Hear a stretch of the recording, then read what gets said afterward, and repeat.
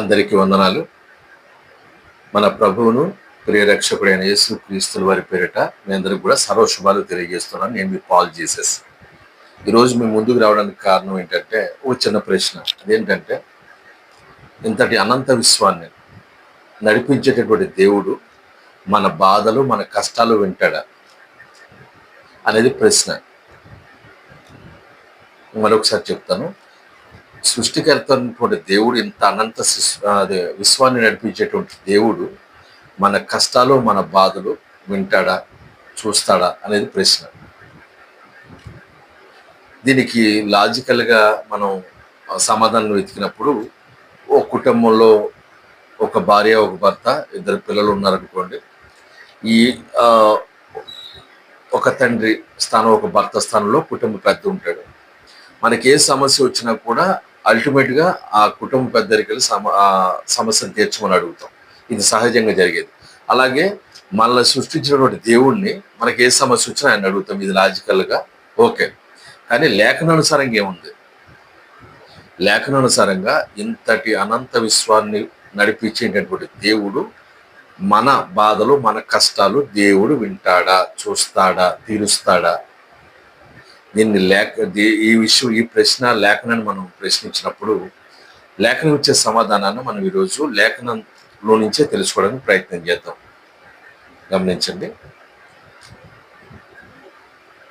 ఆ లేఖనం ఏంటనే చూద్దాము. ఈ లేఖనము మనకు బాధలో ఉన్నప్పుడు, కష్టంలో ఉన్నప్పుడు కూడా చాలా ఓదార్పునిస్తుంది. నేను చెప్పబోయే ఈ లేఖన భాగం అదేంటంటే, పేతురు గారు రాసిన మొదటి పత్రిక 5వ అధ్యాయం 7వ వచనం. పేతురు గారు రాసిన మొదటి పత్రిక 5వ అధ్యాయం 7వ వచనం. ఆయన మిమ్మల్ని గూర్చి చింతించుచున్నాడు కనుక మీ చింత యావత్తు ఆయన మీద వేయుడి. గమనించండి. పేతురు గారు రాసిన మొదటి పత్రిక 5వ అధ్యాయము 7వ వచనం. ఆయన మిమ్మల్ని గూర్చి చింతించుచున్నాడు కనుక మీ చింత యావత్తు ఆయన మీద వేయుడి. ఈ లేఖనాన్ని మనం చూసినప్పుడు 2 భాగాలు విడగొట్టుకుని మనం అర్థం చేసుకుని ప్రయత్నం చేద్దాం. అదేంటంటే, ముందుగా ఆయన మిమ్మల్ని గూర్చి చింతించుచున్నాడు కనుక అంటే, ఆయన అంటే ఎవరంటే లేఖనం దేవుడి గురించి. ఆయన అంటే దేవుడు మనల్ని గూర్చి లక్ష్య పెడుతూ ఉన్నాడు. ఫుట్నోట్లు అదే ఉంటుంది. చింతించున్నాడు అన్న కాడ ఫుట్నోట్లో ఒకటని వేసి కింద లక్ష్య పెడుతున్నాడు. అంటే మనల్ని గమనిస్తున్నాడు. అంటే ఇక్కడ ఏం చెప్తుందంటే లేఖనం, ఈ విశ్వాన్ని నడిపించినటువంటి దేవుడు అంతే ప్రేమతో అంతే శ్రద్ధతో మనల్ని గమనిస్తున్నారు. నేను చెప్పాను నిన్న ఒక వీడియోలో, ఏది జరిగినా దేవుని కనుసరణలో జరుగుతుంది అని. దేవుడు అనుమతిస్తేనే జరుగుతుంది. ఇంతటి అనంత విశ్వాన్ని నడిపించేటువంటి దేవుడు అంతే శ్రద్ధతో అంతే ప్రేమతో మనల్ని లక్ష్య పెడుతున్నారు. అంటే మన బాధని మన కష్టాన్ని ఆయన లక్ష్య పెడుతూ ఉన్నారు. వాటి గురించి ఆలోచిస్తూ ఉన్నారు. లేఖనమే చెప్తున్నారు ఆయన మన గురించి. సృష్టికర్త అయినటువంటి దేవుడు అంటే మన పట్ల ఎంత ప్రేమో ఈ లేఖనం తెలియజేస్తాం. మన బాధలు మన కష్టాలు ఆయన లక్ష్య పెడుతున్నారని చూస్తూ ఉన్నారు, గమనిస్తూ ఉన్నారు. తర్వాత ఏం చెప్తున్నారు లేఖనం గమనించినప్పుడు, గనుక ఆయన మన గురించి చింతించున్నాడు కనుక మీ చింత యావత్తు ఆయన మీద వేయుడి. ఎవరి మీద? ఆయన దేవుడి మీద వేయాలి. చింత అంటే ఏ సమస్య అయినా కావచ్చు. అది ఆర్థిక సమస్య కావచ్చు, ఆరోగ్య సమస్య కావచ్చు, పరిస్థితులు కావచ్చు. ఏదైనా సరే చింతే. ఆలోచన కలిగించేది ఏదైనా సరే చింత.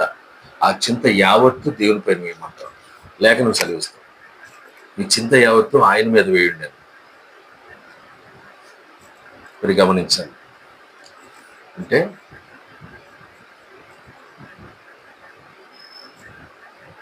మనకున్న భయాలు కావచ్చు, కష్టం కావచ్చు, బాధ కావచ్చు, దేవుడు చూస్తున్నారు, లక్ష్య పెడుతున్నారు, మన గురించి ఆలోచిస్తున్నారు ఆయన.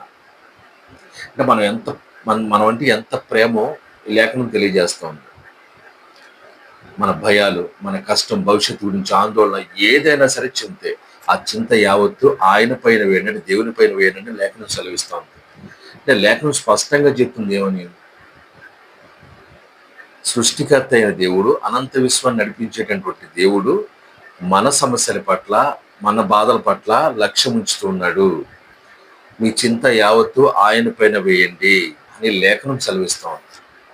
లేఖన పరంగా దేవునికి ప్రార్థన చేయొచ్చు, కష్టాలు చెప్పుకోవచ్చు, బాధలు చెప్పుకోవచ్చు. చాలామంది అంటూ ఉన్నారు, మొదలు పెడితే కష్టాలు చెప్తారు, బాధలు చెప్తారు. మరి మనకున్నదే ఆయన. అందుకే అంటారు కదా, ఆకాశము నందు నీవు తప్ప నాకెవరున్నారు అని. నీవు నాకుండగా లోకంలోని ఏది నాకు అక్కర్లేదు. కీర్తన 73:25. ఆయనే ఉన్నారు మనకి. ఏ సమస్య అయినా, కష్టమైన బాధ అయినా ఆయనకే చెప్పుకోవాలి.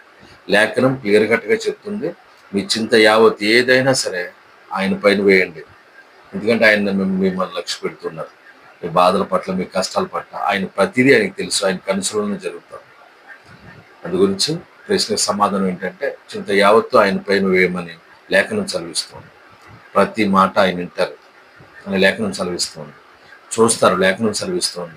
మనం లక్ష్య పెట్టే దేవుడు మనతో ఉన్నాడని లేఖనం చదివిస్తుంది. అందరికీ అర్థమైంది ఆశిస్తున్నాను. God bless. వందనాలు.